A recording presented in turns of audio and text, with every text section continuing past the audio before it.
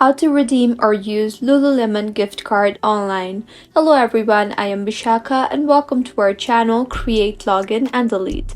Let's get right into the tutorial. In order to redeem or use Lululemon gift card online, open your preferred browser and in the search bar search for www.lululemon.com. You will be led to the official webpage of Lululemon. Here, firstly, make sure you are signed in. Now, in order to redeem the gift card, you will need to have items in your bag. So go ahead and surf through the website and select items. Choose the color, size, etc. and tap on the Add to Bag option. In the pop-up that appears, tap on the View Bag and Checkout button and then tap on the Checkout button again. In the interface that you will be led to, go ahead and enter your shipping address very carefully. Once done, tap on the Go to Next Step button. On the payment method, you will see the option for Add a Lululemon gift card.